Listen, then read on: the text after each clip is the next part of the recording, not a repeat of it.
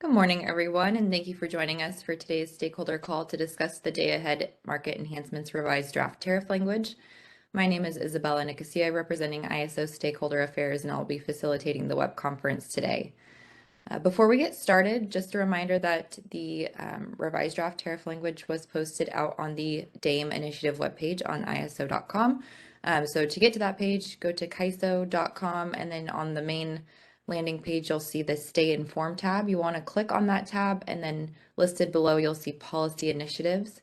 If you click on Policy Initiatives, it'll take you out to our main initiative landing page, where you can scroll down and you'll see the Day-Ahead Market Enhancements Initiative webpage linked there. And then the revised draft tariff language will be one of the very first activities on that page. So as usual, this call is being recorded. The recording is for informational and convenience purposes only. So any related transcription should not be reprinted without the ISO's permission. If you need technical assistance at any point during today's call, you can send a chat to the event producer. Our event producer today is Candace. And then we will be pausing periodically for questions and comments. So if you connected to audio through your computer or use the Call Me option through WebEx, you can raise your hand using the raise hand icon, which is located at the bottom of your screen.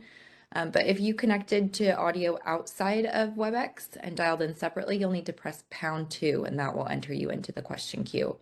And just a reminder for everyone, regardless of how you connected to audio today, to please remember to state your name and affiliation before making your comment, just so we know who is speaking and who the question is coming from.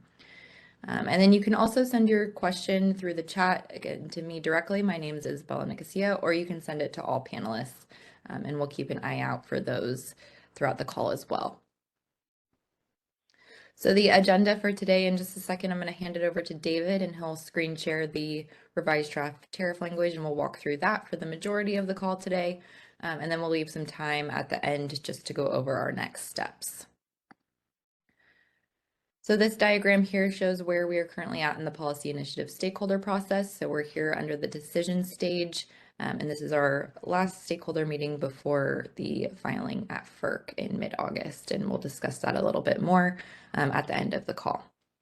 So I'm going to go ahead and turn in things over to David, and we'll get started on the revised draft tariff language walkthrough.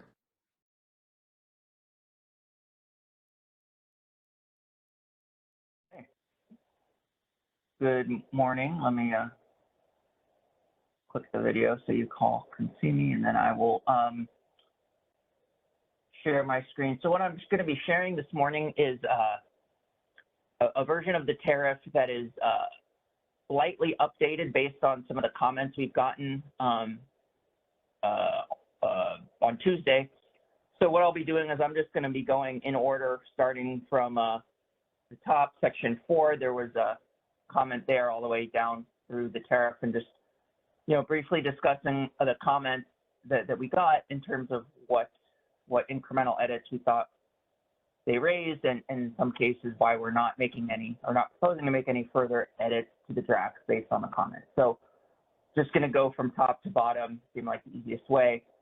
As with the first round, most of the comments were really more in the vein of kind of corrections, minor cleanup, pointing out spelling errors or whatever, and those are all very helpful. And then, some of the comments were getting to more, I'd say, substantive issues, and we'll talk about those as well. So I'll just and mention that we got 6 sets of comments from Middle River Power, PG&E, Pacific Corp, 6 cities, Cal CCA, and the California Department of Water Resources. So if you're not one of those 6 parties and you have questions to raise on the call, that's fine too. But I'll plan to go in the order of the comments we received, and then if we need to pause along the way for some new comments from other parties or new comments from those parties that did submit written comments, that's fine. But anyway, that is the plan. So we'll just get going. So the first comment, and I'll try to actually ask some folks here. Does the tariff language show up okay on what I'm sharing, or do I need to resize it or anything? Yeah, it looks good, David. Okay, very good. Okay, so starting at the top, some of the comments, section 4.12.1.1 sub MRP just had some clarifying suggestions. That was fine. Just real quick, so you all see, in the event that a resource-specific system resource cannot meet its day-ahead schedule, Middle River Power was suggesting if you cut out the part that's now shown in strikeout, has the same meaning, you're just making it a little less wordy. I thought that was a good suggestion, so we'll do that. Okay, moving on to 7.6.1. Similar sort of comment from Middle River Power again. It was a reference to the ISO getting operational control over generating units that need to control the grid. There was sort of a reference here in this sentence I'm highlighting, the struck out language saying we're getting, it's sort of saying the ISO gets generational control from the bids it receives. The Middle River Power was suggesting that isn't quite the right way to describe it, because the bids don't give you control. It's they have a bid, it gets awarded, and then you have dispatch over that. So that's fine. I changed it here more general to say market processes instead of referring to the bids that gives the ISO generation control. It's really bids once they get through the market process. So it just made it more general to kind of make that point. Okay, now moving on to section 11.2.1.8.1, comments from PG&E, and I will get to that here shortly so y'all can see it.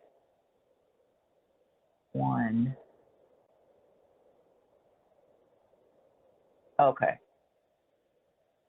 So 11.2.1.8 is about the charges for unavailable imbalance reserves. So we, the policy was for both imbalance reserves and reliability capacity. If the product is unavailable, you get charged back for that unavailability. The exact nature of the charge back is a little different between imbalance reserves and reliability capacity. So here we're talking about the imbalance reserves, and PG&E specific question is about the imbalance reserve award. So their comment in both the charges for unavailable IRU awards in 11.2.1.8.1 and same parallel language in 11.2.1.8.2, we talk about how we're calculating the unavailable quantity, and PG&E has concern about this reference to the 5-minute imbalance reserve quantity in both formulations.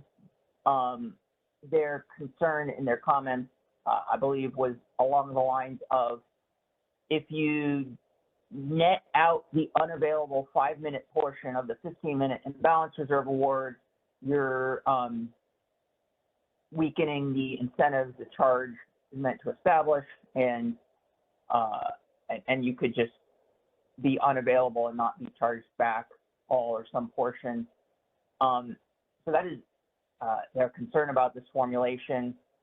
So in response, that reference to the 5-minute imbalance reserve quantity was in the policy, and we believe that's part of the policy, and that this tariff language is just a straight adoption of that policy. So, I understand, I think on this point, PG&E has, concerns or thinks the policy could have gone a different way, but I think for the tariff drafting purposes, this follows the final proposal. So if there's any questions about that, otherwise we can move on to the next comment.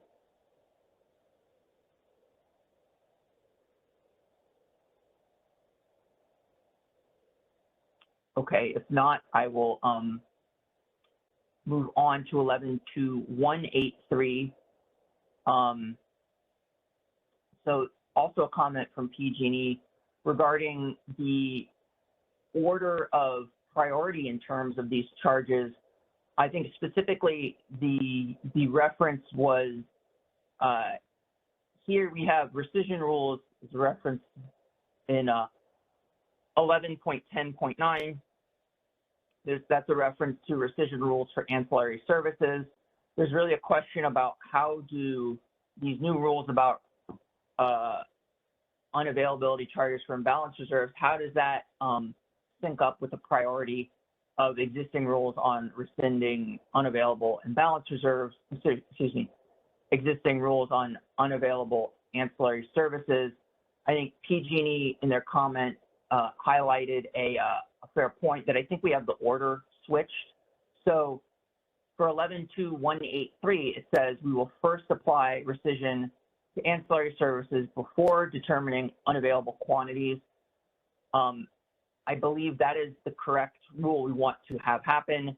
I think in 11.2.181 and 8.2, we talk about it basically in the opposite way. And I think we just, it's complicated stuff. And I think we were kind of, as drafting, we were kind of trying to sort it out. And I think we had it backwards in those sections. And I think 11.2.183 states the priority as we would want it to be. So you can look at filing for the other two sections to switch to priority so that there would be something, I think, saying the ancillary services get charged back. And then if there's remaining unavailable capacity from there, then it gets to an imbalance reserve question. So I see Josh Arnold raised a hand, so we can take that comment now.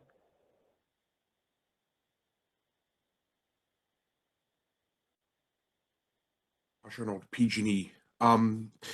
David, on this area on 11.2.183, I actually am not sure you want to keep the language in this order, only because it is typically assigned that rescission or no pay is done first on the lowest priority category.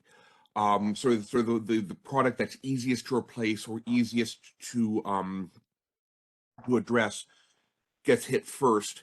And given that historically ancillary service capacity would go no pay is non-spin is rescission first, then spin, then regulation, I'm actually thinking that you'd want to do the ancillary services last in the rescission process, just because those are the ones that are necessary per the tariff for WEC compliance and grid reliability. Yeah, bear with me for 1 second. I might have, I'll confess something. I believe I cut and paste some language. It's possible the red lines got scrubbed when I cut and paste. So I might have accidentally said it all backwards. Okay. My apologies. I took us down a little bit of a rabbit hole. Yeah, I was cutting and pasting from some other things. Everything I said, just make it the opposite. I think you're right, Josh, that it was ancillary services come last, lowest quality gets rescinded or charged back first. So reliability capacity is first, then imbalance reserve, then non-spin, spin, regulation up. Correct. Yes. Great. So, that matches our expectation from the policy. Thank you. Yeah. So just sorry for the confusion there. What really, you should see on the screen, I'm highlighting that sentence that's in question. Honestly, that sentence, I don't know if it needs to be there or if it does need to be there. We would just switch the order. So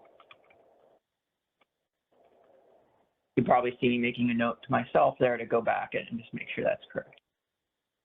That's great. Thank you. That helps clarify things considerably. Okay. So then also in this section, Middle River Power had a comment for clarity. We made that. I think it was just a reference adding here in the RTM, just, to be even more explicit about where we're talking about. So that was fine as well. Okay, moving on. And then Middle River Power in 11.2.19 had a, oh, there you go. The next section had a capitalization comment, which is well taken. We didn't capitalize a defined term. But then substantively in 11.2.191, so this is the allocation of imbalance reserves costs. So 11.2.191 is then getting to specifically how we're going to calculate the allocation quantity for imbalance reserve up in tier 1.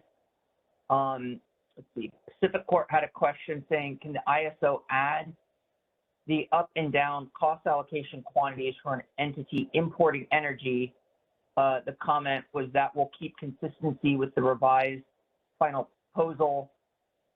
And I was not 100% sure what that comment was getting at. Oh, VJ, thank you for raising hand. I'll just before we go to you, what I'll say is, you know, here I think it's price times quantity. So, but those are separate quantities and prices as to the up and down products. So if there's an unavailable amount for, you know, up, it's price times quantity. If there's an unavailable amount for down, it's price times quantity. I think the idea was those are going to be distinct, and then you have two separate charges. So if it's a question of, you know, then it's a dollar amount plus a dollar amount. If you want to say that's one quantity, I guess fine, but I'll turn it over to VJ to maybe clarify the question or point out what I wasn't getting. This is VJ from Pacific Core. Can you hear me all right? Yep. Okay. Yeah, it was just, there's this last sentence in 11.2.1.9.1 speaking about cost allocation for an entity exporting energy. There is language in the final proposal speaking about cost allocation for an entity importing energy. I was just looking for just additional language just to not clarify, but to just kind of expand on that for an entity importing energy. I didn't have any comments on kind of anything else in that section about how the cost allocation quantity is calculated or anything like that.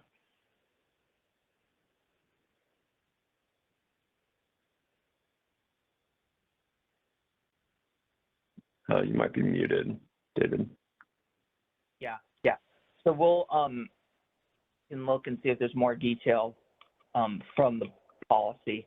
Yeah, what I was, concerned that your comment was we should net the quantities in the up and down so that, you know, entities that happen to import or export would only be charged the net, sort of like the absolute value of the difference between the up and down quantities or something like that, which that I think would not be correct, but okay. I think I understand. So we'll look and see if there's more detail to add there. This is James Friedrich. Yeah, can I make a quick comment? So there is a reference in this section to the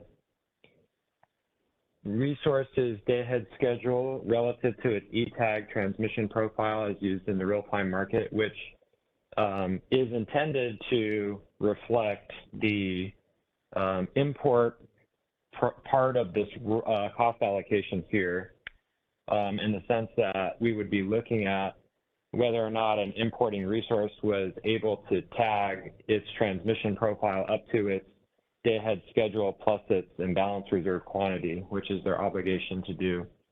And so maybe in this section we can be more elaborate about, you know, it looks a little funny because there's sort of its own separate section or call out for the exporting resource, and maybe we could, you know, make it more clear that that's the intention for the importing resource.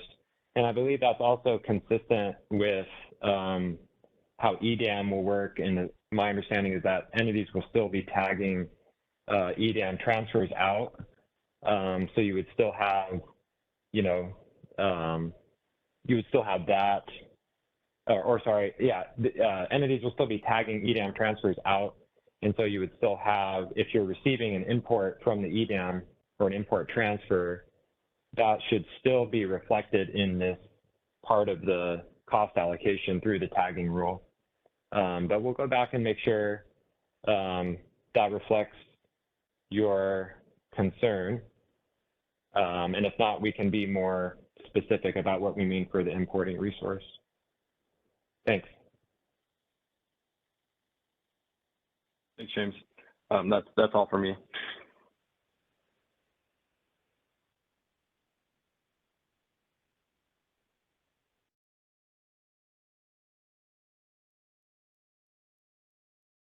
Okay, just capturing some notes on the side here, so we'll move on.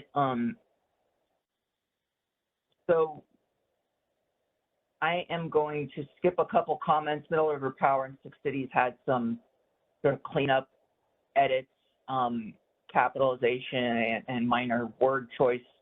So those were good comments. We made some incremental edits. I'm not going to go over those. We're going to skip up to or down to 11.2.6.1, which is the game transition period. So there was two kind of, I'd say,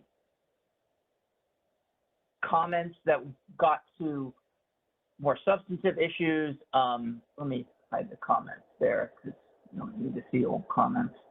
Okay. The basic point from both PG&E and Cal-CCA, I think slightly different concerns, but on the same topic of the 30-day election.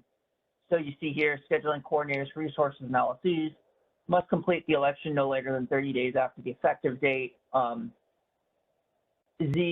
matches what we had done, at least for protective measures, which was a transitional measure when we implemented our 15-minute market and as part of Order 764 compliance with some forecasting issues with variable energy resources. We had a transitional measure somewhat, similar in principle to what we were having here for the transitional measures. There we had a 30-day election. I'm pretty sure it was 30 days. And what we're doing is proposing the same here. I think in both cases, it's important to kind of have a known universe of what resources are going to be in or out. And so that's why we have a cutoff period. And I think maybe some folks saw 30 days and thought, well, that's not a lot of time, especially if we're talking about a mutual election between the resource and the LSE, which would be a fair point, except, this is tariff language that's in draft form now. We're going to file in, like Isabella said, in probably mid-August somewhere. And then it's going to be at FERC for quite a while. This is not planned for implementation for much further. So it's not 30 days from some, it's 30 days from the implementation date, which is very far in the future. So we did not see the 30 days as being an unreasonably short period of time, given that there's going to be like a year or something lead time before that 30 days ever actually that clock starts ticking. So that was the 30-day election. And I think more generally, and I see Cal-CCA has raised a hand, and I do understand their comment was maybe a little different, or actually maybe it's not different. I think their concern was that not that the length of that 30-day period is too short, but that there should be no cutoff whatsoever, that that the sort of settlement service the ISO is going to perform for the DAME transitional measures is something that should be, resources and LLCs should be able to just sort of opt in and out at their preference over the transitional period, or, I assume they would probably prefer that it is the permanent market feature, which, we have not signed up to agree to that. But I think given that we've said it's a 3-year period, I think they would prefer that it be sort of free entry and exit within that 3-year period. And on both points, like I said, we do think that having a 30-day election period is appropriate to have a defined universe of who's in or out. And then as to the free, being able to opt in and out at will during the 3-year period, we're not inclined to make that change. I think, this is sort of meant to be for existing contracts. And for example, if you sign a new contract that goes into effect in like the 2nd year of the transitional period, our expectation would be, you need to have the contract be clear about how the market revenues from the imbalance reserves and reliability capacity would be covered. We did not want the transitional period measures to send a signal that new contracts can just continue to not address that issue. I think old contracts, fair point. That's why we have this. They might not have had exact certainty about allocation of these revenues, but for new contracts, we think it's appropriate to say, you need to cover it there and not rely on the ISO to sort out that bilateral contracting issue. So before we take the questions, I just wanted to point out one other topic here, and then we'll open it to questions. Going down to keep scrolling here. The information provision for RA capacity not subject to DAME transitional measures. There was some comments about would the ISO continue to provide that information even at the expiration of the 3-year transitional period? And I think the draft before was not clear on that point, and I think the intention was that the information about the opportunity costs would be shared after the end of that 3-year transitional period. So that's something we would be continuing to provide, I guess, indefinitely until, unless and until other tariff changes will be made later on. But, on its own terms, the transitional measures period is a 3-year fixed period, but then the the sharing of the information about the opportunity costs and so on would be shared even after the end of the 3-year period. And then I'll just cover one more topic, then I'll open it up. There was a comment also from, I think, PG&E about the calculation of the opportunity cost components for imbalance reserves and, up and down. I believe it's in both, but it's on the screen here as to the down. So there's a phrase here: the CAISO allocates the opportunity cost component of the revenue to the scheduling coordinator for the resource.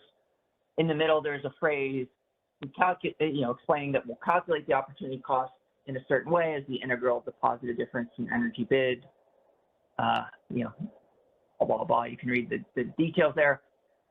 The comment from PG&E was that it would be better not to have that in the tariff. I think that the idea would be that can be a BPM detail, that, the exact methodology of how we calculate the opportunity cost, might evolve over time, and that we shouldn't tie it to a tariff section, but instead defer to the BPM, which is, I think in other cases, PG&E's pointed out, the ISO has deferred details of that nature to a business practice manual. So I guess at this point, we're not 100% sure what to do with that comment. I think, there's good reasons to do it either way. I think, as PG&E pointed out, our methodology may evolve over time. Wouldn't it be better to have that in the BPM? So that's a fair point, versus the transitional measures is something that's been a big topic of interest amongst many parties, and that, I think maybe some would want some certainty as to exactly how that opportunity cost component is calculated, and that given how much attention this has had, especially presumably the resource scheduling coordinators who are looking to get that opportunity cost revenue, they would want this to be nailed down in the tariff. So I think we're not 100% sure, I think, whether to follow up PG&E's comment or leave it as is. So, maybe aside, I think PG&E and TelCC are queued up, and we'll take their comments. But if there's others on the phone who have additional thoughts there, we're happy to take that. So with that, let's open the line to whoever's queued up.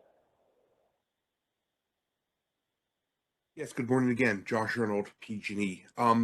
David, I wanted to start with the 30-day election period that we had mentioned earlier for the mutual election for the settlement process. My concern with what you mentioned regarding the what was it, the perp changes, was that was actually a fairly easily understood and easily negotiated process between the buyer and the seller for the RA contracts and for perp measures and perp positions. I think the more accurate description, comparable for this process would actually have been the, sorry, it's still early, I'm only on my second coffee. It would have been the flexible RA negotiations that occurred a number of years ago, because that's a very different deal than the per protective measures that you mentioned. So per protective measures, very straightforward, well understood. People had an incentive to sign up within the 30-day election process. But for the flexible RA renegotiation and understanding, that in some cases took upwards or longer than 3 years. So even starting now, where we have a year and a half, potentially even 2 years if there's a delay in go live, that really still is feeling very tight. And by having this number, this 30 days explicitly within the tariff, that puts a bright line that anybody not wanting to participate in this process, all they have to do is wait it out. So it does seem a little punitive to only have a 30-day mutual election process, because this wasn't in the policy at all. This was a very big surprise to us when it first came out. So I am concerned that you're doing the wrong comparable with the 30 days going to the per protective measures. Any thoughts on that? Well, I think, I guess question one for you, are you opposed to any cutoff? That's not something I can speak to. My biggest concern is 30 days is incredibly tight at the start of that process, especially since we have no idea how market simulation is going to go and what comes out of that.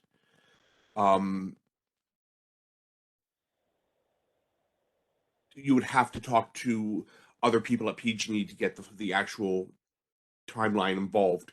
I think having a date in here, while it may be necessary, I'm really not sure. I just think 30 days is very, very short. And I think the idea that these issues, contractual issues, can be resolved by that point, such that both parties can make a mutual election, is a little optimistic. But Okay. I personally, I don't know what that date should be, and I would have to refer back to other folks here at PG&E. Okay. Yeah, because I think I recall on the prior call making some comment like, if you want 45 days, okay, definitely we think there needs to be a cutoff, but, is 30 days magic? Maybe not. We could, like I said, bump it out 40 days, 40, whatever. But that's sort of the threshold question, is if you're opposed to any cutoff, or is it, something a little longer, or, how much longer is something that we, parties would support. But I think the other point, and why I guess I'm surprised you're surprised, is that, I think the point was that the transitional measures is, I'm thinking of it as a backstop. So, you have bilateral contracts and they say, talk about this issue or don't, or, have some provision that's ambiguous as to how it applies for the, new market revenues. And that's not within the ISO's purview. And so this was meant to be, like I said, a backstop in case you all, the parties to contracts, can't reach agreement. So if you can't reach agreement as to what the contract says, you come to the ISO and you elect for this process, say, okay, by default, we'll just go with this because we can't agree. So, that's how I was thinking. I don't know if others on the ISO side were sort of thinking of this transitional measures function as serving a different purpose, but I was thinking of it, like I said, as a default or backstop if the parties aren't able to really reach agreement on the specific terms that do or don't cover this, that they could say, okay, let's just sign up for transitional measures since we can't reach agreement. Because if a resource, for example, says, well, here's the 30-day clock, I'll just wait it out. Okay, well, they waited it out. But first of all, if it's a 60-day clock, they can just wait it out. Any clock they can wait out. And then if they do that, you're still kind of in the same boat in terms of there being a potential contractual dispute. So I guess that's how I was looking at it. But, I'll see if others on the ISO side were more intimately involved in some of the discussions leading up to creation of the transitional measures. Maybe they can correct me if I'm misstating sort of the philosophy of why this is here. But to your point, 30 days, if you said 45 days would be fine, then we'd be happy. I'd say, okay, well, fine, we can change it to 45 days. But if it's something, no number or a significantly larger number, I'm not sure, where we go from there. I see James Friedrich has his hand up, so I'll let him respond before I continue. Thanks, David, and thanks, Josh. I have some similar comments to David. One thought that comes to mind is that the unfortunate truth is that even in complete absence of these deemed transitional measures, you still have until even if you plan to settle all of your imbalance reserve revenues bilaterally via your contracts, you still have until the DAME implementation date to come to an agreement with your counterparties on how that will be done. And so I'm not sure that the DAME transitional measures is contingent upon that the ability to do that negotiation. It's still a pretty tight time frame, whether or not these transitional measures exist. That being said, like David, I also agree that if parties who are pushing for maybe some longer time do have, if a little bit of extra time gets parties to say, okay, we're okay with this amount of time, that's, potentially negotiable. So I don't want to take that off the table. And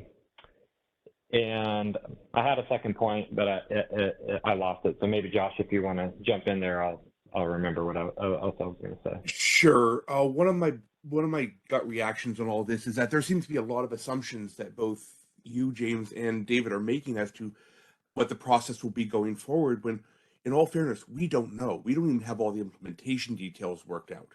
If you remember, CAISO staff promised the board at the board review of this that there would be workshops afterwards, after all this, to discuss specific implementation details. And this seems to me like one of those details that may need to be discussed. We don't know. We don't know how long it's going to take. We don't know how, we can start talking to our counterparties, of course, right away, but we don't know the reception we're going to get. Some counterparties may be perfectly willing to negotiate, others may not. And without knowing what the implementation details are going to be, it becomes very difficult to actually discuss these things with them in a logical and reasonable fashion. That's why on our secondary comments that David covered, the what was that other section where we wanted the opportunity cost to be done in the opportunity cost to be done in the BPM. Again, there's a lot of details we haven't worked out. There's a lot of very specific implementation questions that are still pending that we feel are better met through a BPM, because it does give flexibility for how things go over the next X number of months or years. There's a lot of uncertainty and unknowns here, as there also are with EDAM. So it just feels like hard coding things into a tariff filing that will take a FERC process to address if they don't go as expected. It just seems very difficult to incorporate into the spirit of what's happening.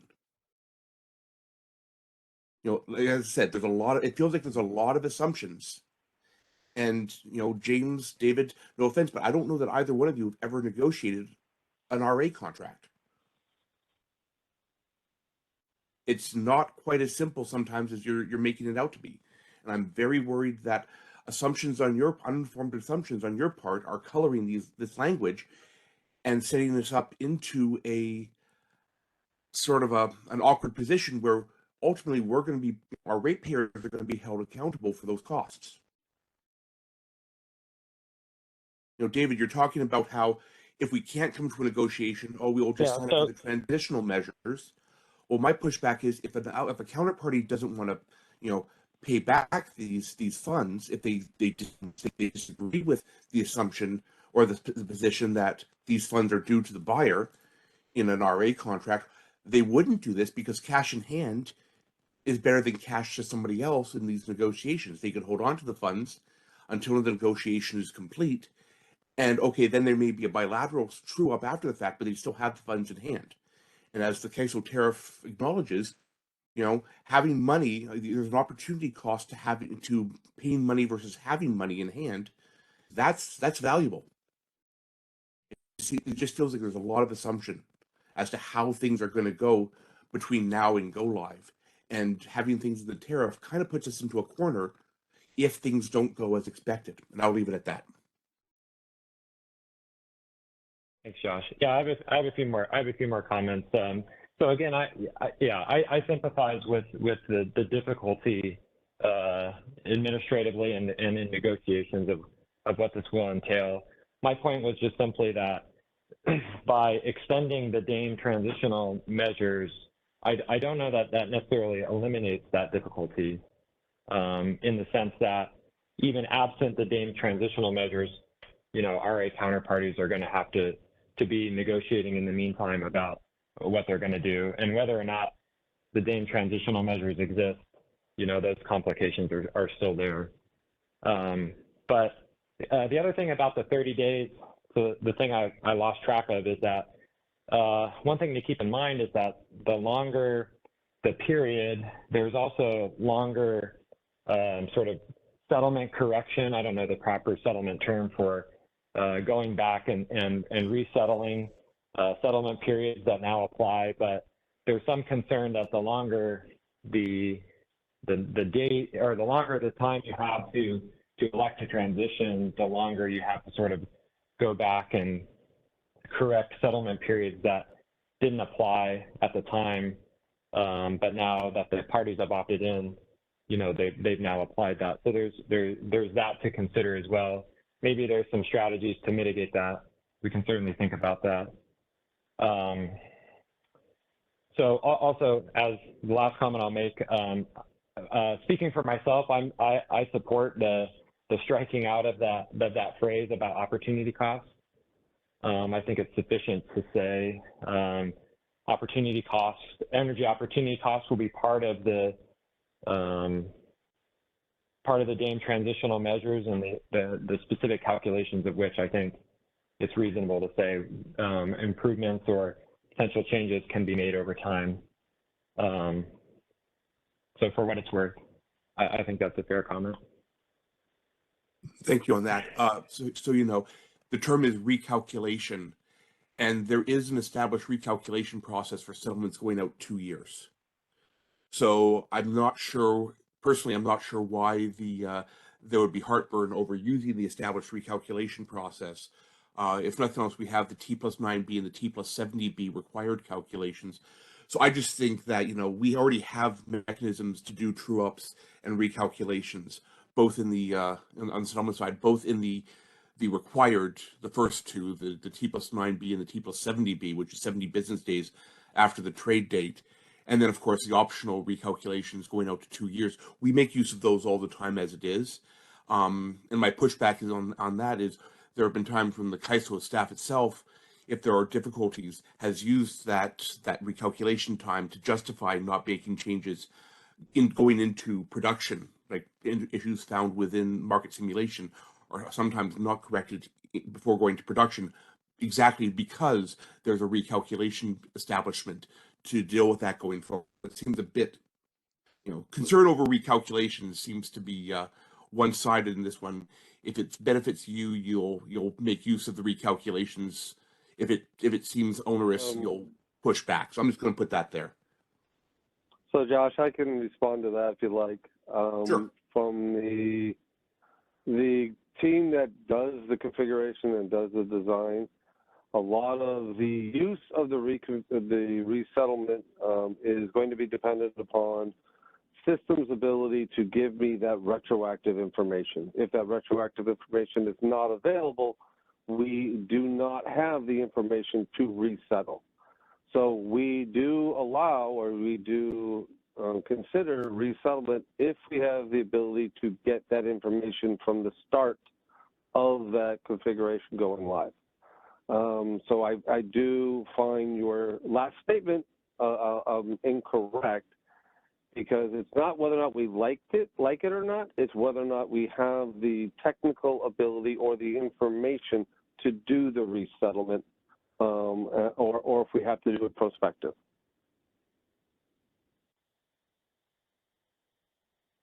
PERC 745 with interaction with variable energy resource settlement. James, took over 3 years to get that one right. Not disagreeing. Yep. And a lot of it has to do is whether or not we have the information, whether or not we had to go and figure out how to get new information. I'm not saying we don't resettle.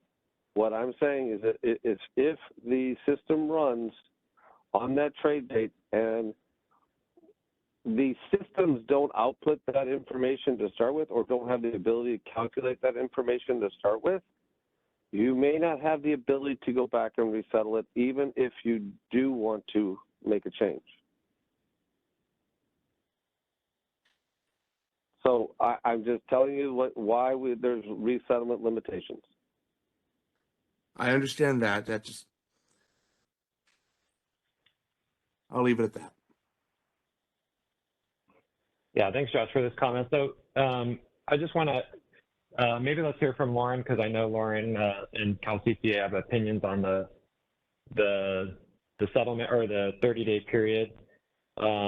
Maybe Josh, it would be helpful if you collaborated with the right folks at PG&E to help us understand David's original question about whether PG&E would support or is hoping for an indefinite period here, or an extension of the 30 days to help us understand sort of,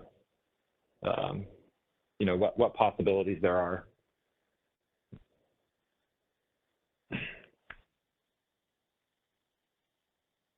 This is Lauren from CalCCA. Can you guys hear me okay? We can. Yep. Okay, thanks. So we had comments also on the 30-day window for electing LSC resource pairs. We were also surprised to see that in the tariff language.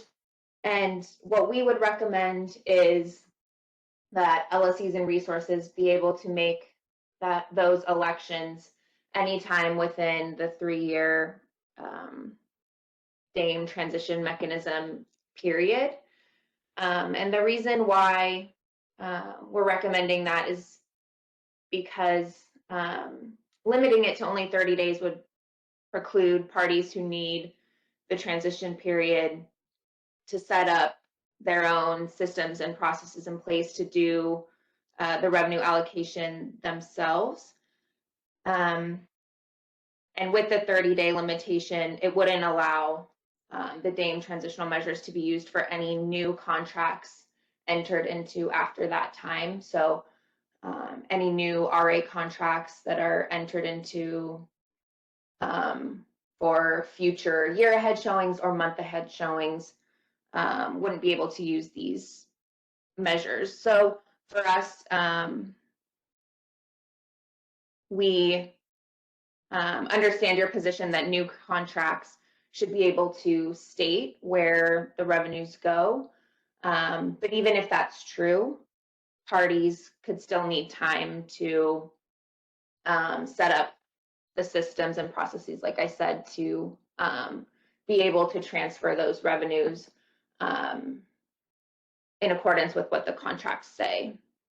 And so what we proposed is allow parties to enter into the transitional measures with 30 days notice to the CAISO before when they want those in place.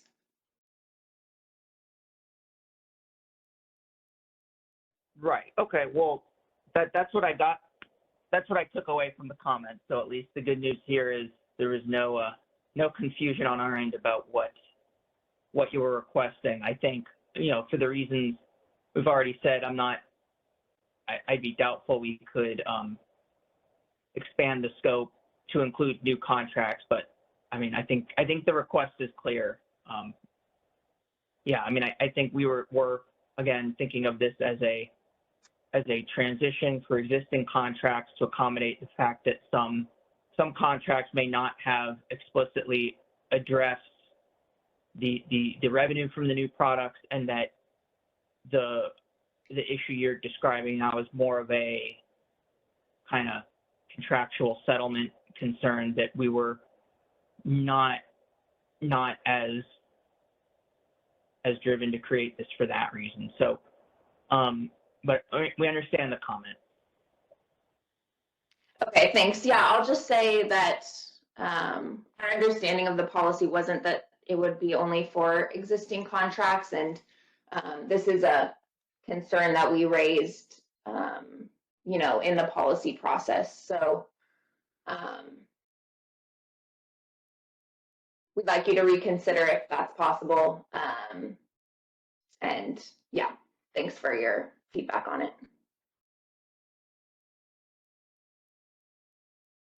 Okay, I think I thought I saw Dave Francis pop up. I don't know if there's others in line, but I saw that pop up, so we could take that call.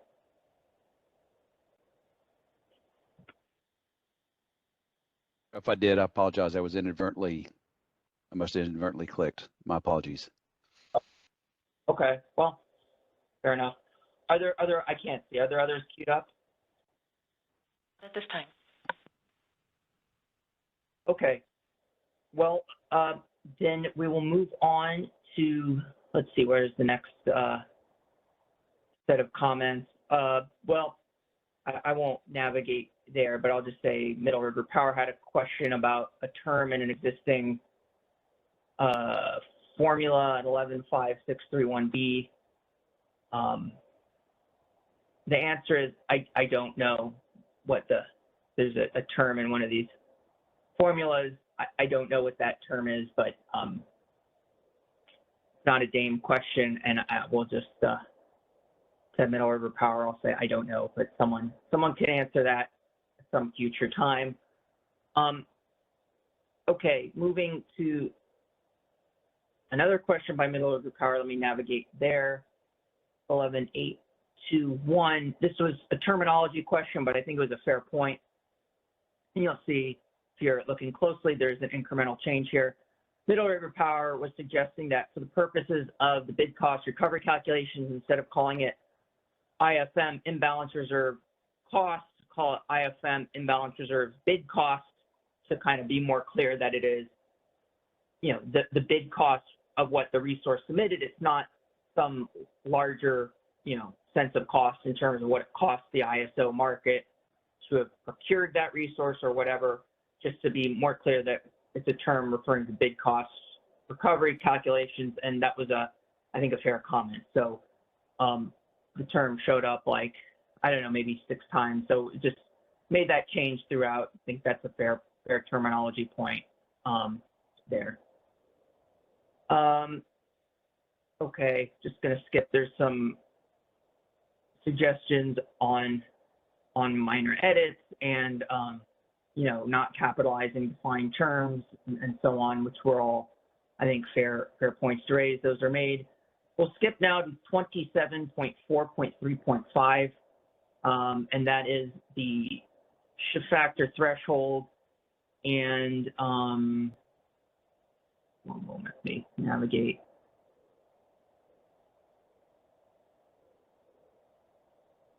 There we go. Okay. So again, the shift factor threshold is covered in this section 27.4.3.5. There is a pending change at FERC. I've think we had requested an order sometime around now, so maybe in the next few days we'll have certainty from the commission as to this change of employing the lower 0.2% threshold for hubs, laps, and large interties, but for the purpose of the DAME tariff drafting, we're just sort of assuming that's accepted language, and it's not. Well, we'll deal with it then. But so assuming that proposal is accepted by the commission, then we were adding how that shift factor threshold interacts with the deployment factor for the deployment scenarios. We had before the prior draft, the posted draft sort of said for each of these, it talks about how the deployment factors would be addressed in the normal case of the 2% threshold for most nodes, and then the 0.2% for these others.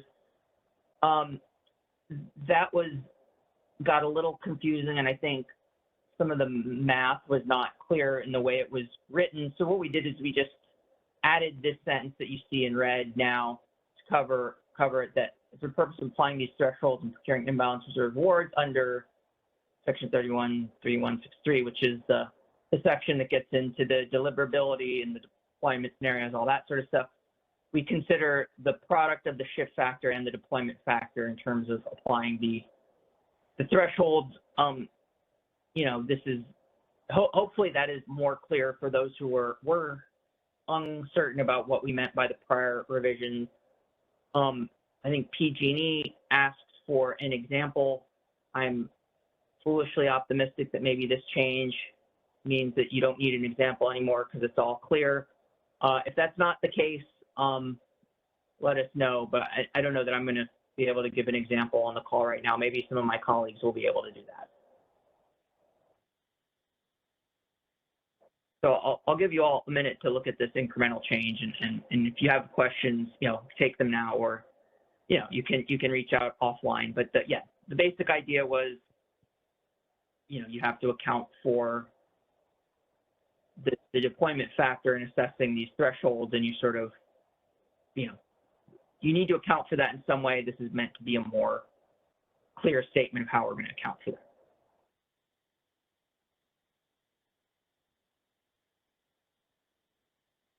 Okay, yes, JK, please go ahead from PG&E. Explanation. I think when you say the product of the shift factor and deployment factors, basically means you multiply those two, right? Or you mean that you will consider it in some way? Because literally, it seems like you just multiply those two factors.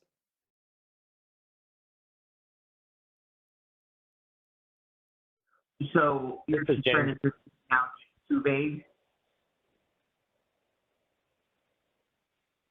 Sorry, this is James, if I may, yeah, the definition of the term product here is intended to be the mathematical definition of the word product, and not that we will consider the two. I can see maybe there's a way to make that more clear. Okay, yeah, thanks for clarification, because, when I say product of two factors, mathematically, usually mean the multiplication of those two. That's really helpful.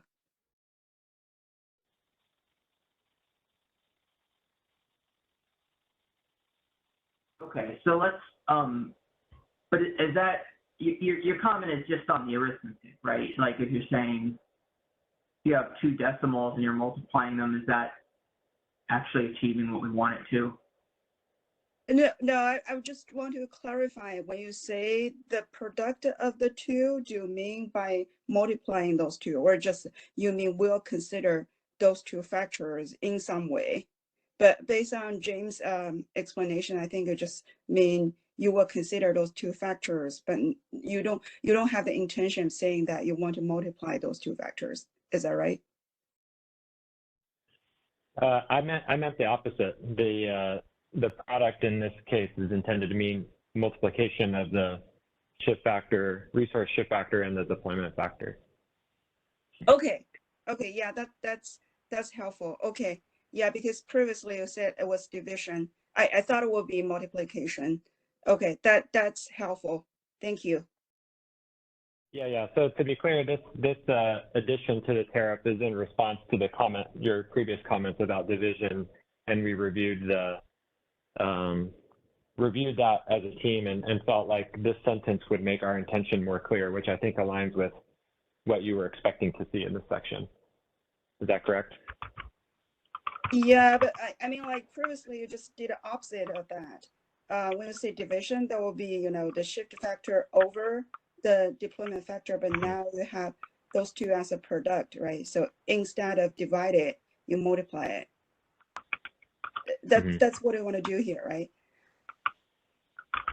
Yeah, and just to confirm that was your suggestion, right? Yeah, This is what you expected to see? Okay. Yeah. Okay, yeah. So the team agrees that the way it's written here is accurate. Okay, thank you.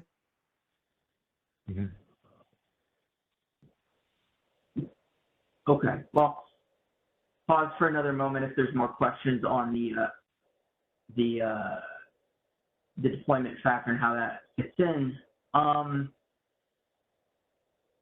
Otherwise, we will move on to section 30.5.1. So we got through settlements and some of the optimization. Now we're into the bidding section. So section 30, just to orient everyone, bids and self-schedule submission for ISO markets. So going to 30.5.1, B, B, and DD both had some comments, and we'll go there. So as you see on the side, 30.5.1 is general bidding rules. And then there's just a long list of lettered rules that apply. So scroll down, a lot of those red lines are really just conforming changes, so we'll keep going. Comments were in double B and double D. All right. Here we go. Okay. So on DB, there was a question from PG&E. They were suggesting that the $0 obligatory RUC bid for scheduling coordinators for resource boarding, self-schedule, and export at a scheduling point backed by non-resource adequacy capacity. You're right, there was a suggestion the 0 megawatt bid requirement was unnecessary or incorrect, and agreed.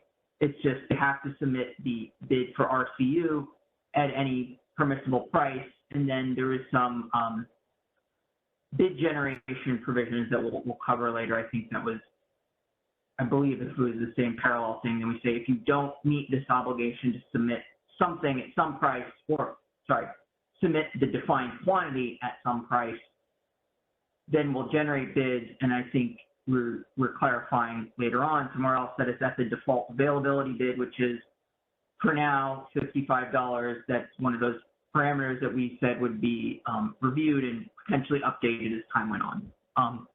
So that's double B, and then we'll scroll down here.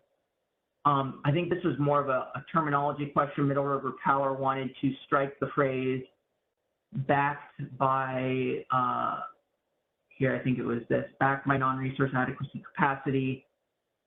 I'm not, I'll say, the expert in all of the sort of export priority rules, and so I get nervous touching any of that, but I know that there is this term of art about talking about, backed by non-resource adequacy capacity. I know that was important in the terminology to just be really clear about what's what, and I would not feel comfortable deleting that out.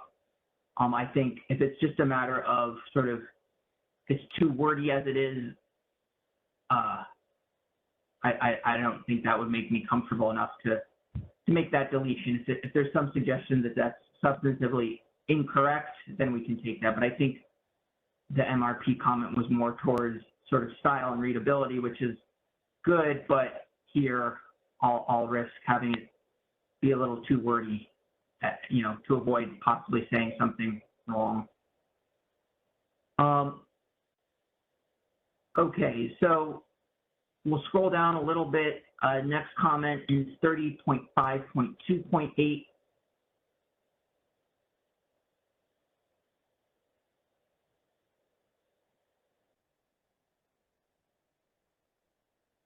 So keep going.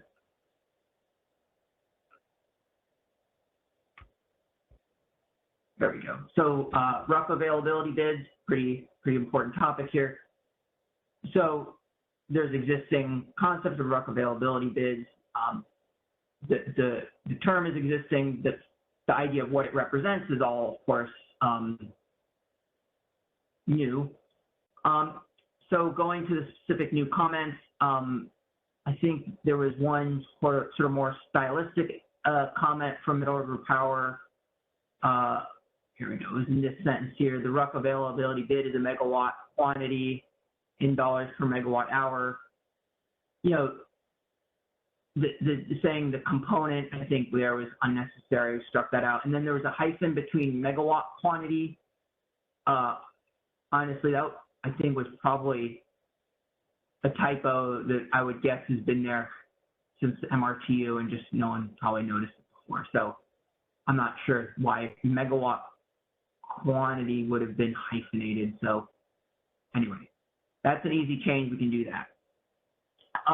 Let's see. Then there was a more substantive question as well from Middle River Power here asking, there's a sentence that says resources offering energy bids other than virtuals must submit a rough availability bid for RCO at a quantity no less than the quantity of the energy bid. The question is, why is that sentence there? I think let me call it, yeah, we go. So that's the sentence that's right under the page break. Yeah, that's just the part of the policy that was part of the policy to pair reliability capacity up. So I'm not sure if there's more to say there. Brian, I saw you did just raise your hand, so please go ahead.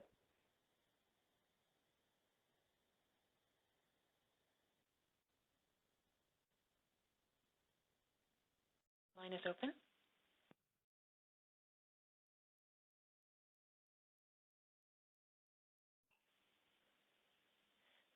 Brian, please make sure your phone itself is not set to mute or your headset is it muted?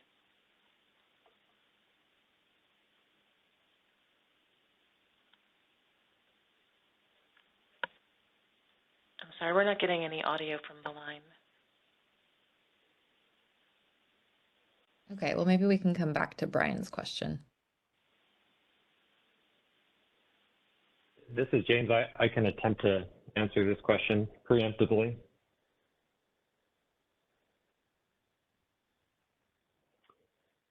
The intention of this specific rule actually is more of an EDAM rule, in which the EDAM policy requires EDAM participating resources to submit reliability capacity bids commensurate with what the amount that they offer in the ISM.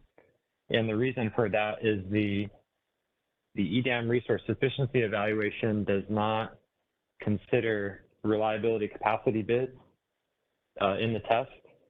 And the intention is that if a resource, EDAM participating resource, is offering supply into the EDAM via energy or self-provided AS, that we need them to also provide that capacity for use in RUC, such that the RUC has the same quantity of, at least the same quantity of supply as the IFM in determining a RUC solution. If this rule were not there, reliability capacity offers, at least from non-CAISO EDAM participants, would be voluntary and potentially leave the RUC solution systematically short if EDAM suppliers did not offer all their capacity shown in the RFC into the RUC. So that's the intention of this rule. I can see why it's a little confusing in the sense that it's sort of a carryover of an EDAM rule, but it's intended to integrate those two policies. let me know if there's any questions or comments.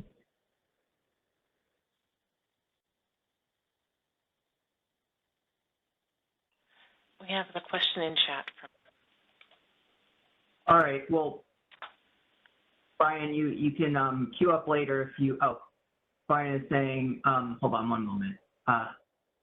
Maybe some of my colleagues here could say what, it looks like Brian was putting his question in writing, Yeah. so maybe he's having audio Let me- problems.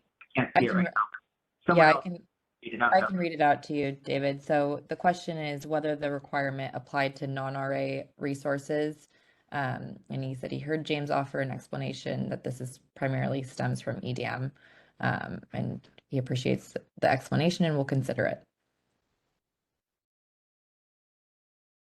Okay. If I may go one step further, it does apply to non-RA resources to the extent that those non-RA resources are also participating in EDAM.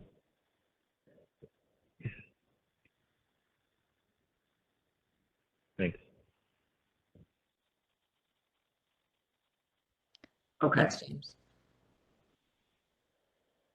Moving on, again, I'm going to skip some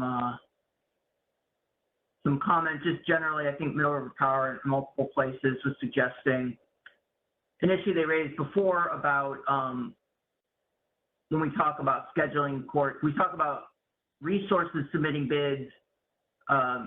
Middle River's pointing out resources don't submit bids, scheduling coordinators submit bids. I think we kind of colloquially refer to the resources doing it, but of course you're right. Scheduling coordinators tried to further address that where it was pointed out. So that's a fair point. We'll try to do our best on that. Okay, let's go to 30.7.3.5. There's, let's see, bid insertion for MSG resources.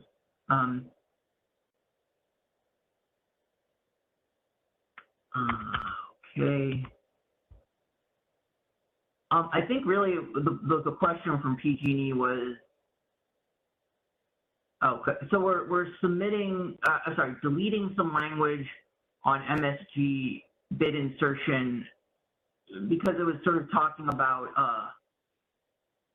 you know, the bid generation in the current RUC and with the down, we were deleting it. I think, but the basic question here is, can you provide examples of how bid generation would work for MSGs under the new products? I don't think tariff would do that, but I don't know if, I think maybe we talked about this offline. We can, I think, maybe look at examples, you know, sort of as a implementation question or as market sim or something, but I don't think the tariff would have examples like that in any event, but we can provide that in a different forum.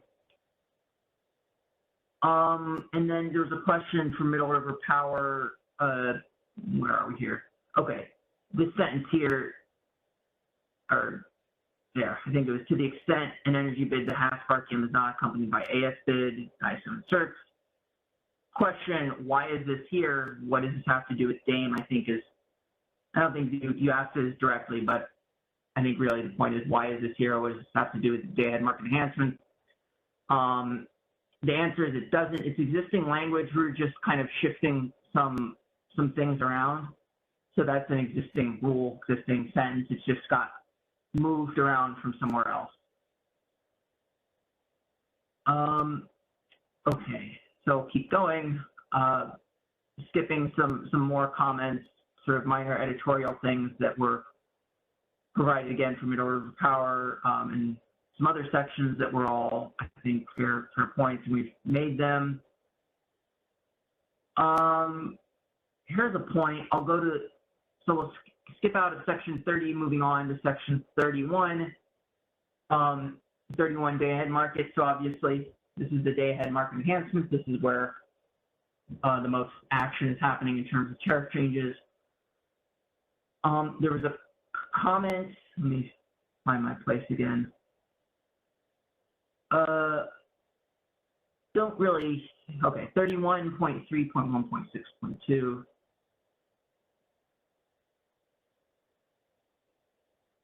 So the basic question, I think, from MRP was, we refer to the procurement curve for imbalance reserves as being capped at $55. And then in the bid submission sections, they talk about how you can't submit a bid over $55 for the imbalance reserves. Is it really necessary to talk about the cap on the procurement curve when you separately have a cap on the bid submitted? And the answer there is yes, it's important to have both, because capping the bids is one element of it, but then congestion and such can drive the price above bids anyway. So that's why it's important, and catching up here, why it's relevant to then separately state that the cap on the procurement curve is $55 as well. So here's, took a while to find it here. I believe that's the comment that sentence highlighted now, provided, however, the upper bound of the procurement curve for both imbalance reserves up and imbalance reserves down is $65. So that's an additional statement that would also be necessary to the bidding rules. So hopefully that answers that question.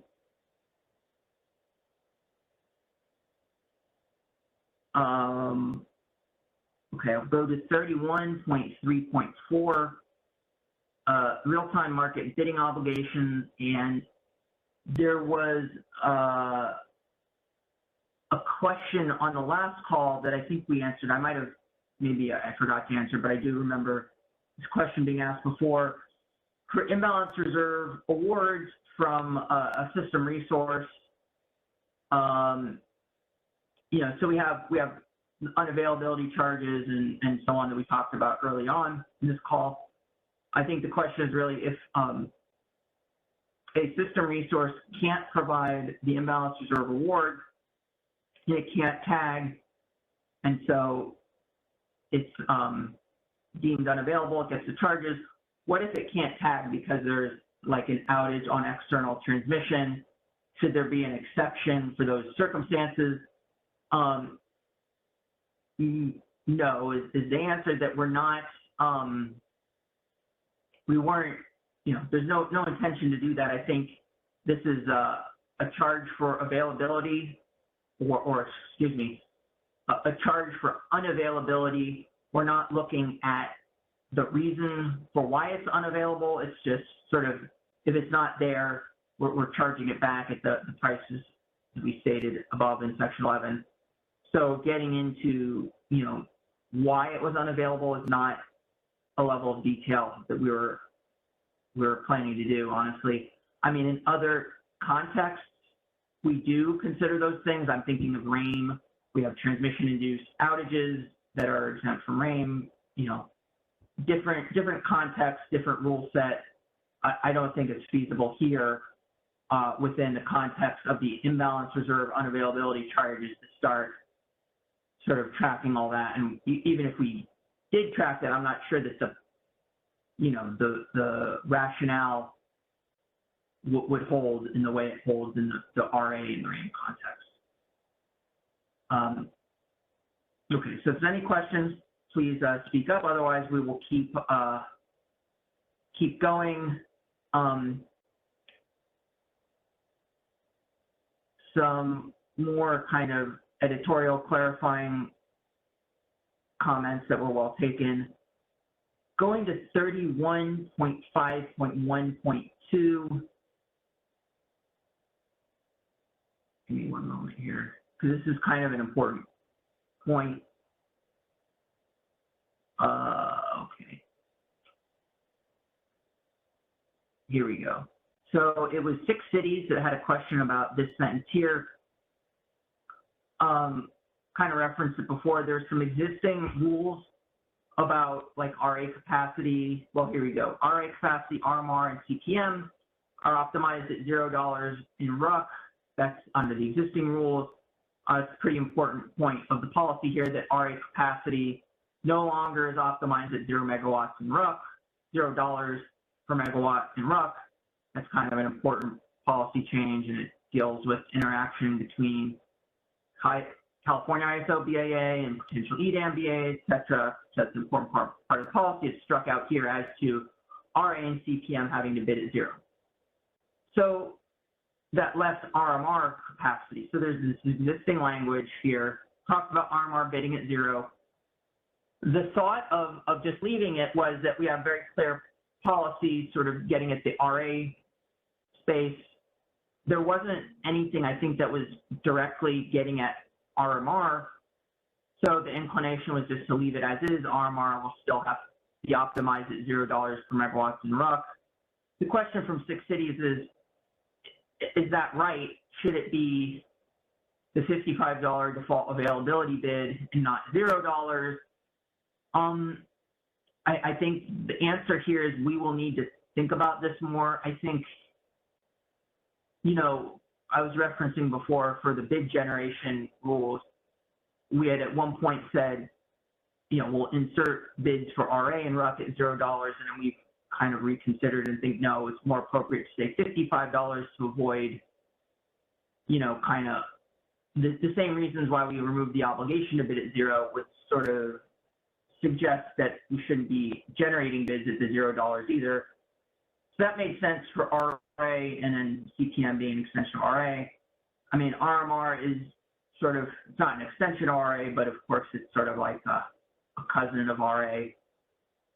So the real answer we can offer now is we need to think about it more. There might be a stronger logic for making this $55 and not $0, but we just need to think that through a little bit more, and we'll see where we got, where we get on that. So I can't offer a definitive answer there. So sorry if there's anyone from 6 cities or their representatives listening, I can't give you a hard answer right now. Okay, moving on. And of course, if there's any questions, please feel free to queue up. 31.5.3.1, there was another question from Pacific Corp.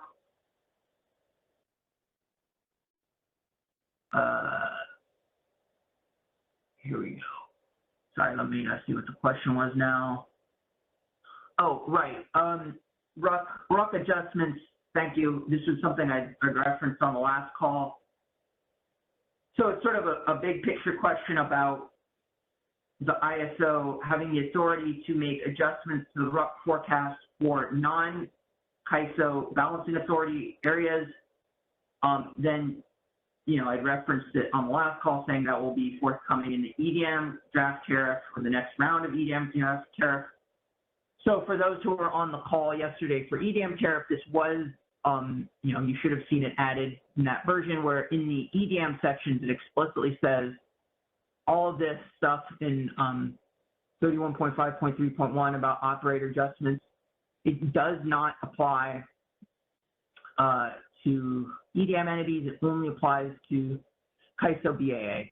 So it's covered there. I didn't want to then separately kind of scrub all of 31.5.3.1 for that, but it should be, there should be no, I think, argument that maybe this would still apply to EDM entities. No, it does not. And then in the section 34, or is it 33? I think it's 34. I'm forgetting, for the EDM section, it explicitly says no, none of this applies outside of the CAISO BAA. So hopefully that you know, brings comfort for those who are still kind of a little worried that is the ISO, are the ISO operators going to be touching the forecasts from other BAAs? The answer is no. Let's see. Then in 31.5.8, there was a comment, I think on the last round, there was a different, so here we go, real-time market bidding obligations from RUC awards. There's a sentence here that says, talks about you have certain tagging obligations for system resources with RUC. I think in a different section, there was a comment before about suggesting that if they only partially tag, we would deem the whole amount unavailable. I know somewhere we made a change to say you're unavailable for the amount that was not tagged. And so, but I think here, Six Cities is asking why deem the entire award undispatchable as opposed to not properly tagged. I know we made that change somewhere else, but here, this sentence is talking about failure to tag at all. So if you tag partially, then it's only the part that's not tagged that will be deemed unavailable or undispatchable, I think. But here, this sentence is really talking about if you don't tag anything at all, the entire amount would be deemed undispatchable. I think that's appropriate. And again, that's talking about the no tag at all, rather than the question of if you have 100 megawatts and you tag to 75, why is that 75 being charged? It would only be the 25 unavailable. And we agree on that, and we made, again, like I said, I know we made a change somewhere to address that scenario, but this sentence I think is talking about a different scenario than that.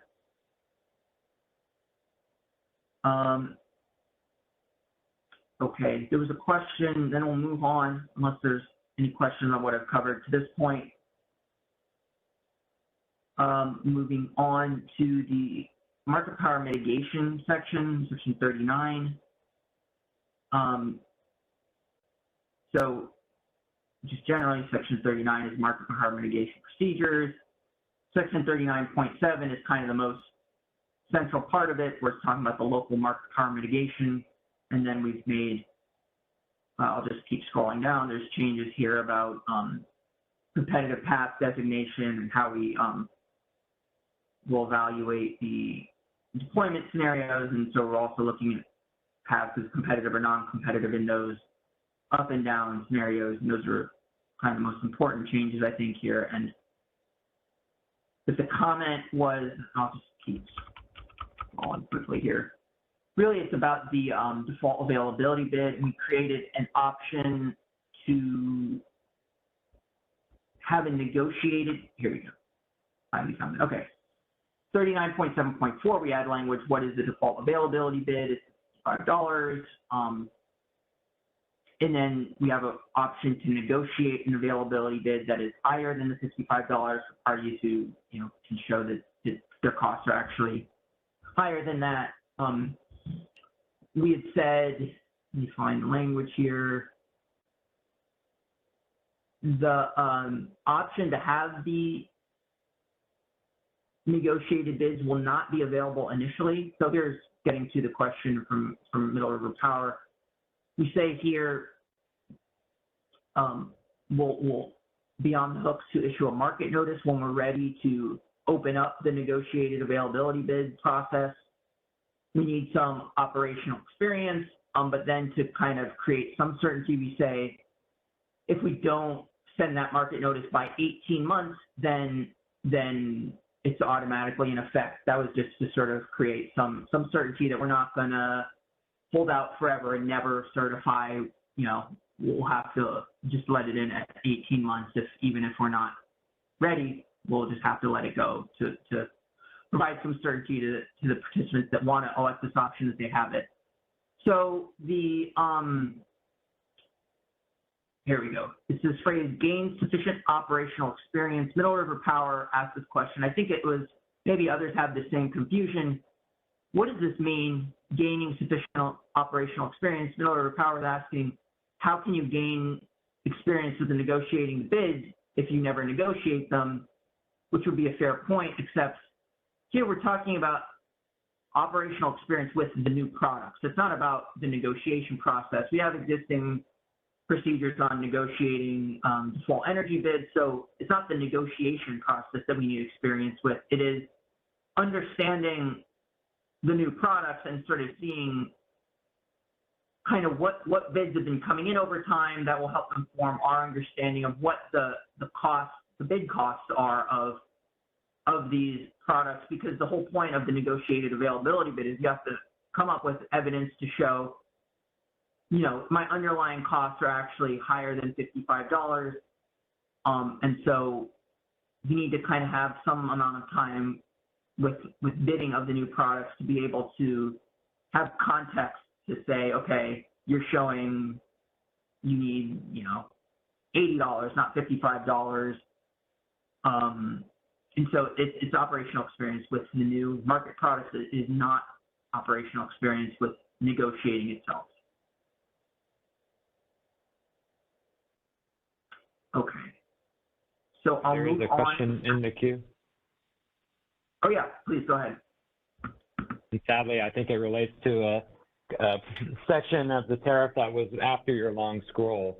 So get ready to scroll back up, I think. No, I can only scroll one way, so too bad. No, of course not. I can scroll back up. What was the question? Or what section? David, I think I'm unmuted. This is Bonnie Blair. Can you hear me? Oh, hi. Yeah, go ahead. Could you first Hi. tell me what section it was about so I can navigate back? Yes. 31.5.5.2. And forgive me if you responded to this question and I just missed it, but I missed it. And if you could indulge me. Okay, that's fine. It's on the last sentence of the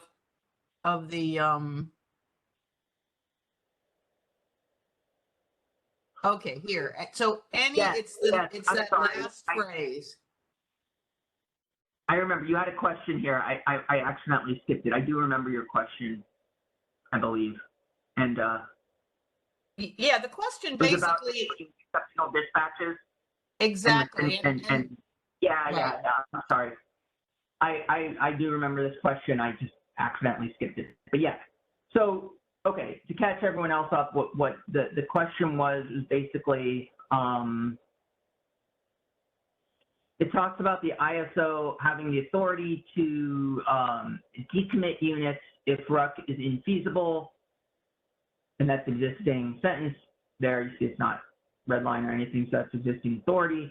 The question was, if in the EDM world, ISO operators do not have authority to exceptionally dispatch resources outside of the CAISO balancing authority area, then the question was extending that out a little bit more. Does that mean that to the extent the ISO needs to decommit units in RUC to achieve a feasible solution, does that necessarily mean that it would only be ISO resources that would be decommitted to serve that purpose?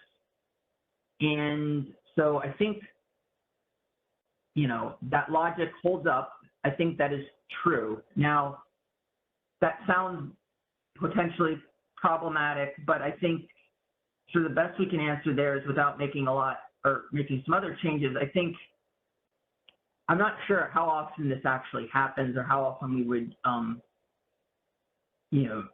decommit units to achieve a feasible RUC. So I get that. I think to answer your question, I don't either. yes, I don't know either, but I guess to me it seems a little bit, as you say, problematic because it means that, whatever burden there is arising from decommitments to make RUC feasible is going to fall solely on the CAISO BAA, and maybe that's a significant problem, or maybe it's not a significant problem. I guess I'm wondering, is there another solution then? I mean, does it have to be through exceptional dispatch? Well, the other thing I'm thinking of is at first I was thinking, well, I don't even understand the question because now we have the down product, so this wouldn't even apply. But I guess I'm not even sure what this means today, because why would you, if RUC is infeasible, it means that we don't have enough resources. So how does decommitting units help provide more capacity? So I thought maybe this sentence was really indirectly getting at the problem that the reliability capacity down is now existing to solve anyway.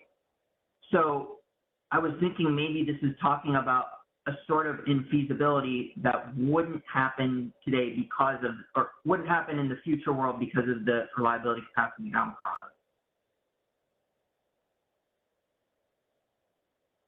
This is James. I just want to clarify. It is, my understanding is it's rare, but it is possible for RUC to be infeasible for the opposite situation where you have, you're flush with supply that can't be taken offline in order to meet the demand part of the equation. So how often this happens, I'm like Bonnie, I'm not really sure we can track that down. But I think the point is taken that to the extent that happens, it seems like given the existing rules that would fall on the ISO BA resources to provide that. So I guess the question though remains: why wouldn't reliability capacity down products address this? I think it helps. It helps a lot, actually. Okay. But Only, I think I that guess if you didn't have enough of it, right? I mean, right. So I think that it would be, my hunch is it would be exceptionally rare for this to happen. But of course, you know, I'd want to talk to operators to see how true that assumption is. But because with the down product, with the RUC problem should itself manage. Because today, think about it, we rarely have oversupply. We do sometimes, but it's not very often we have oversupply conditions in RUC. And the introduction of RCD to the RUC problem should solve, I would think, just about all of that. But I guess this would be sort of a last resort. Or maybe there's need to do decommitments of certain units in RUC for you know, for local reasons or to manage congestion or something I'm not thinking of, but hope that helps.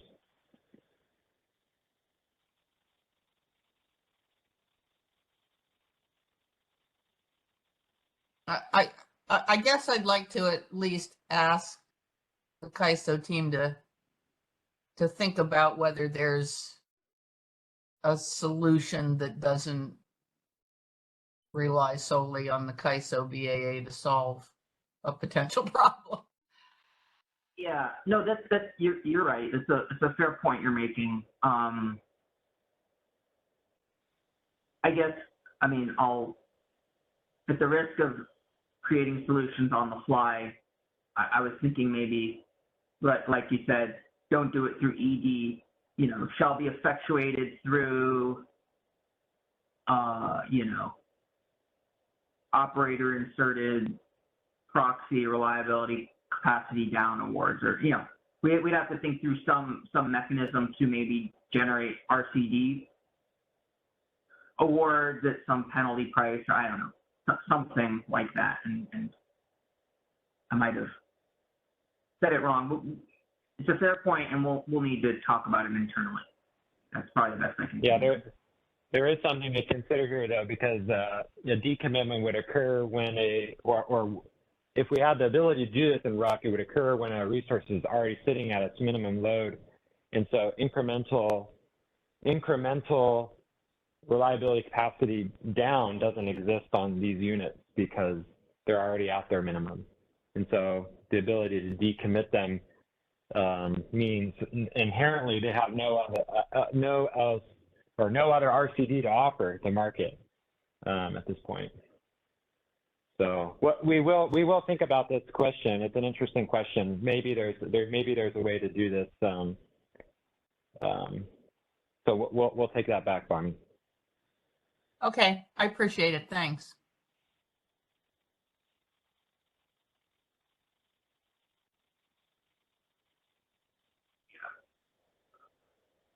All right, well, we'll move on to section 40, resource adequacy. Let's see here. Okay, there was kind of several questions from PG&E kind of getting at the same same topic. So I'll cover them together and then see if there's any comments. But so 40.1. Sorry, let me start over here. I think I had the numbers mixed up. Okay. 40. Hold on, something is wrong here. Where's 40? Why is it starting with 40.6? Oh, okay. I apologize. apologies. I had the numbers switched on my sort of notes here, but it is 40.6.1.5, not something different. Okay, there we go. This is new language here stating resource adequacy resources that can provide imbalance reserve awards must submit bids for IRU and IRD for their economically bid energy. And so there's a question here. PG&E would like this clarified that only resources with flexible RA are required to submit imbalance reserve bids. The policy was that if you are generic RA and you want to self-schedule, that is fine. If you self-schedule, there's no imbalance reserve bidding obligation. However, if you're a generic RA resource and you economically bid the energy that's required by virtue of being RA capacity, then it triggers imbalance reserve bidding obligations. And so that was the policy. So I wasn't sure if you know, that subtlety was understood, you know, maybe in the policy process, or maybe that was a detail that got a little, you know, it was hard to follow. But that's the rule, is that generic capacity does not have a blanket imbalance reserve bidding obligation, but if they economically bid their required energy, then it triggers imbalance reserve. In distinction to flexible RA, which I will now scroll down to 40.10.6.1, which is the separate must offer section for flex RA capacity. So here we're talking about the separate obligations for flex. And here you say blanket statement, flex must submit imbalance reserve bids, period. So that hopefully addresses the concerns about how imbalance reserve bidding is covered for both generic and flex RA. And then I'll separately then sort of somewhat similar comments on the RUC bidding. Here we go. So for flex RA, there's a statement here. We're in 40.10, so it's flex. Scheduling coordinator for flex RA must submit RUC availability bids for RCU. And then I think PG&E was concerned, why is RUC only addressed as to flex RA? Doesn't generic also have a RUC bidding obligation? And the answer to that is yes, it's covered in 40.6.1 sub 4. I'll just flip back there. So you see here for avoid any confusion, clear statement, this is generic capacity, resource adequacy resources must submit RUC bids for RCU and RCD for their RA capacity. So then just to summarize, generic RA must submit RUC and must submit imbalance reserves if they economically bid their energy, and then flex has the RUC for RCU and then blanket obligation for imbalance reserve. So that's how the must offer obligations are translated to section 40 for RA. So hopefully that clarified it or helped clear things up at least somewhat. Let me just cover a couple more comments on section 40, and then we can deal with all of the RA topics together. Then Middle River Power, again, the comment about referring in 40.10.6.1D to the scheduling coordinator submitting bids, and made a minor edit to capture that point. And then going to 40.6.8, use of generated bids. And this is what I was talking about before about, here we go, generated bids for RUC. I had said before we'd struck out the obligation to optimize at $0 in RUC. They can submit at any price. And then, however, if they don't submit the required quantity, then we have generated bids. We will fill in the missing quantity at the submitted price. So if it's a case where RA resources submit a RUC bid, but just for an insufficient quantity, we extend the quantity at the price submitted. And again, this is because both reliability, capacity, and balance reserve are single segment bid. So we'll extend the quantity, we'll leave the price as is. If there's no bid at all, then we will fill it in for the required quantity at the default availability bid. I think PG&E on a prior, as to a prior draft that said, why is it filled in at $0? I think we had that in the earlier draft. We, I think, realized that's a fair point. It should be inserted at the default availability bid of $55. And then consciously here, we're not saying $55, we're saying default availability bid, just to sort of make our lives easier. If in the future we change that dollar amount, then, you know, just a little bit easier. We don't have to change this section because it says default availability bid and we redefined what it means, so we don't have to make an incremental change here.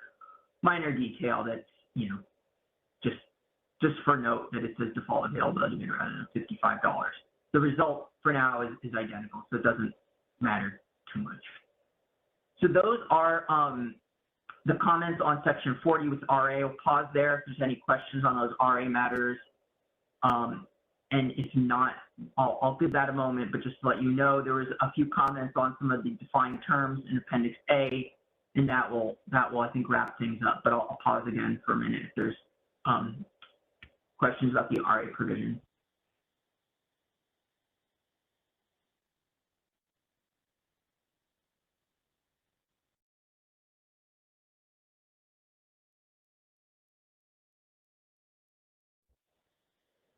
Okay, well, then I will move on to the Appendix A comments and then talk about those, and I'll pause again for any final comments there.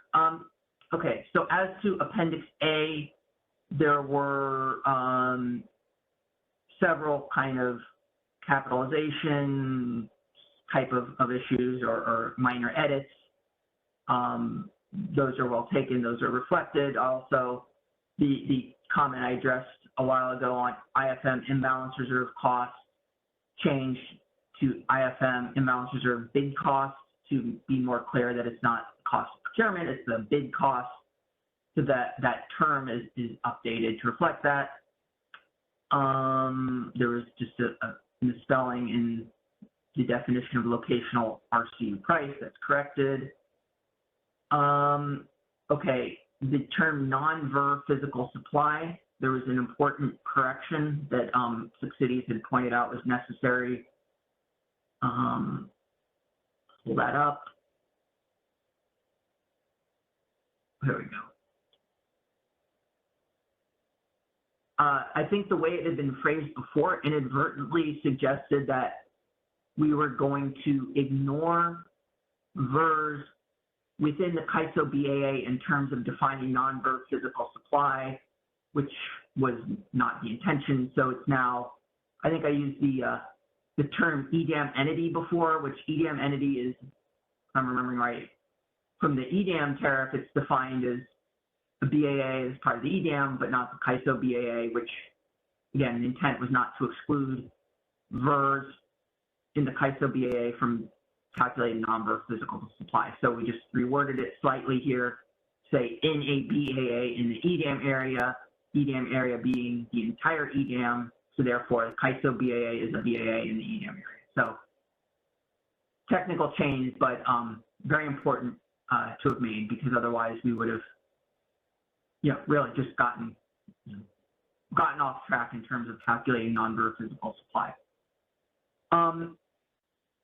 Okay, then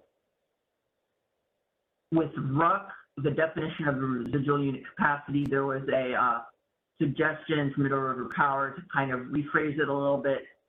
I think it had been phrased as it's to address mismatches between demand forecast and the resources, but it's not the resources, it's the capacity from the resources, because, the absolute number of resources we commit in IFM is irrelevant. It's how much capacity. So it was reworded slightly to capture that, which is a fair point. The defined term RUC award, I think 6 cities are noting there's some glitch or some weird spacing or something. I'm assuming, I don't see it in the sort of live, most up-to-date version. I'm hoping maybe that was just an artifact of when we created an offline version and then post for stakeholders that something got glitchy. But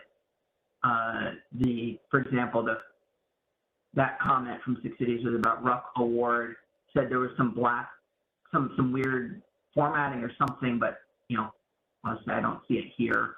Hopefully that was just some weird issue with the posted version.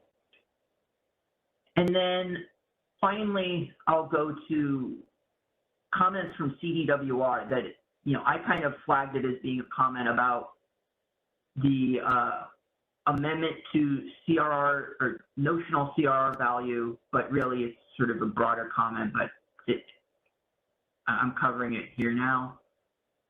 Basically, I think CDWR is pointing out their concern about the redefinition of CRRs, which is, we have the notion of the displaced congestion revenue from the imbalance reserve deployment scenarios.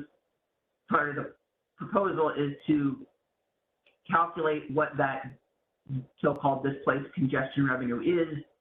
It will be added to the total costs allocated to parties to recover the cost of imbalance reserves, and that congestion revenue is then put in the pot of funds to compensate CRR holders. And then separately, then we also redefine the notional CRR value to then increase its maximum theoretical value to also include the displaced congestion revenue. And so I think CDWR's comments were kind of phrased as a concern about redefining the notional value. I'm really taking their comment to be more general, I guess, concern about this process. So the short answer is, that's the policy went in this direction. I think given the policy that's already been board approved, that's sort of what we're doing, really, is the short answer is that the redefinition of the notional value is something that's part of policy, so it's reflected here in the draft tariff.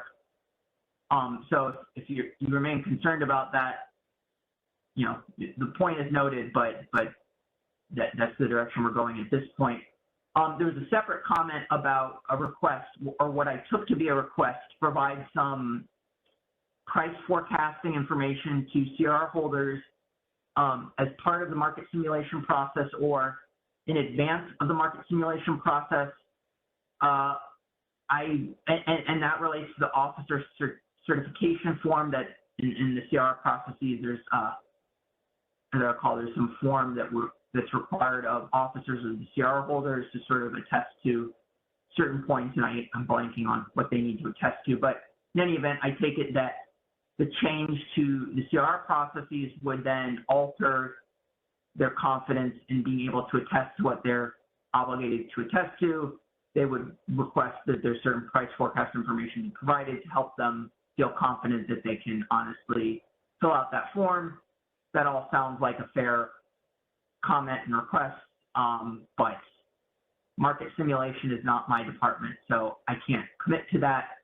I think, to me, that's not a tariff detail, though, so I think for the purpose of this call, that's probably all I can say is that it sounds like a reasonable request, but I don't believe that there would be a change to the draft tariff to accommodate that. That would just be something to follow up in on the implementation processes and market simulation, et cetera. So I don't know if that's a complete or satisfying answer to CDWR, but I think that's the best I can offer from my end at this point.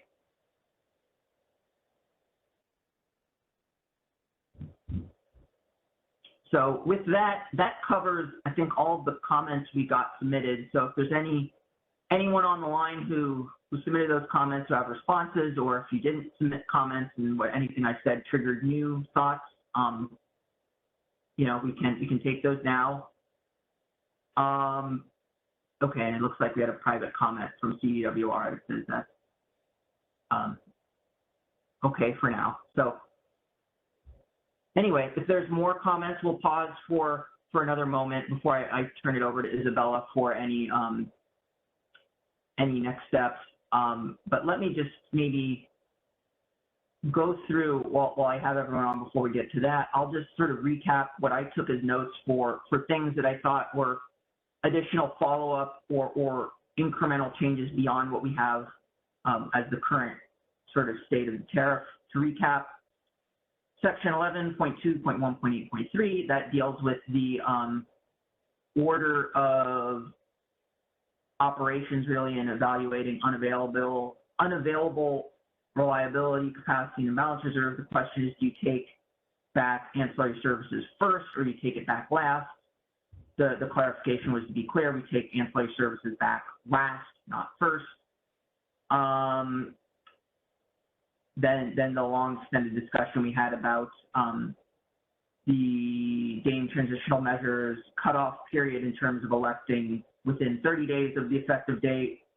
Would we consider a longer period of some larger number of days, or would we actually just consider having it be open and no cutoff period? So that's, you know, we've provided sort of our answers for now, but we will, you know, commit to talking about that a little more and see if there's any updates we could have for you. And then the RMR question about whether we optimize RMR at $0 versus the $55 default availability bid. We need to follow up on that. As well, the question about issuing exceptional dispatches to maintain feasibility of RUC. We'll again need to look into that more. I think that might partially turn on how confident we are that the scenario covered just is extremely unlikely to occur in the new market construct. And if we can say it's basically almost never going to happen, that would potentially inform how complex of a change is justified, but more to come there. And yeah, so those were kind of the 3 or 4 big picture follow-ups. So with that, I'll see if there's no one else queued up at this point, then turn it over to Isabella for next steps. Yeah, thanks, David. And I'm not seeing anyone queued up, so I'll keep an eye on it as we go through next steps. But as we discussed at the beginning of the call, our next step is to file the DAME and EDM filing jointly at FERC in mid-August. And then this was our last stakeholder call related to the DAME draft tariff language. And David, will we be posting a final revised version to the website? Right. I was thinking about that as we've been on this call. I think, yeah, I think, yes, I think we can do that. And then, you know, we would not be planning to have another call of this sort. I think, you know, I mentioned there was like the 3 or 4 things that we need to maybe take back and reconsider. I think we'd communicate that out some way, but I think having a big call like this is unnecessary. We're not planning to do that, but we'll post, yeah, some additional round of complete tariff or at least updates on the specific topics I've raised. So yes, so short answer is something more will be posted. Okay, great. Yeah, and we will communicate that out to stakeholders once it's available through a notice in the daily briefing. And then also, if you want to take a look at any other initiative-related information, a link to the Day-Ahead Market Enhancements webpage is available here on this slide. It looks like we have one hand in queue, so let's unmute the line for that question.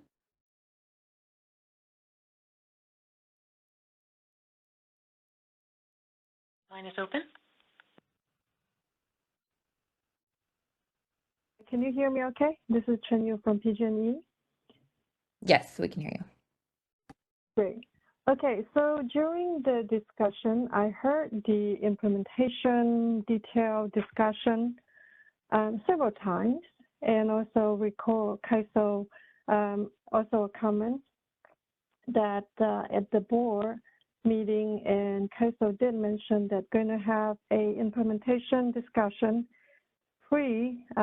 prior to the implementation.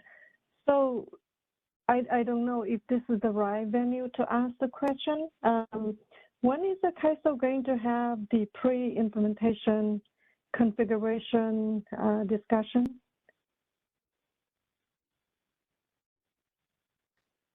So we have not, oh, James, go ahead. James, I volunteered, so please state me, James. Yeah, the exact dates haven't been finalized, but the intention is to conduct DAME implementation working groups in advance of the expected time for our vendor to deliver the software for which we can actually start testing and running Market Sim and other things like that. But we would, you know, a few months in advance, look to start having discussions with stakeholders so that we're prepared when we do receive the software. We know, you know, sort of have a plan for what sort of things we'll be testing for. So what I'd anticipate that would be, kick off Q1 of 2024 is my best guess right now. That's thank you, James. That is very helpful to know that there is a plan in place. And sounds like then it's during the design phase of the implementation where the vendors has prototype, has ideas, and can bring up to share with the market participants and asking for the input and so far and so on. Am I understanding this correctly? Yep, that sounds right to me. So the intention is that we would, in advance of receiving the software from the vendor, have worked out with stakeholders sort of a plan for what we will do in terms of testing that will become part of a public process. Because as you may know, you know, market simulation and other types of these implementation activities are a normal part of the process, but what's unique about DAME is our commitment to make these types of things more public than they are traditionally. And in more detail, we sort of deferred and will defer a few of the what we'll call key parameters of DAME into this process, where we'll actually be, you know, in consultation with stakeholders, actually deciding what specific values certain variables or parameters will hold in the market when it goes live. So yeah, so I'd expect that to kick off, that sort of discussion to kick off Q1 of next year. That will be great. Thank you so much for the update. And we shall expect something will be on the CAISO's calendar in the Q1 of 2024. Yep. So that would be, yep, we would provide a market notice to get stakeholders prepared that those discussions are coming up. All right. Thank you. This is very helpful. You're welcome. Right. Do we have any other questions before we conclude today?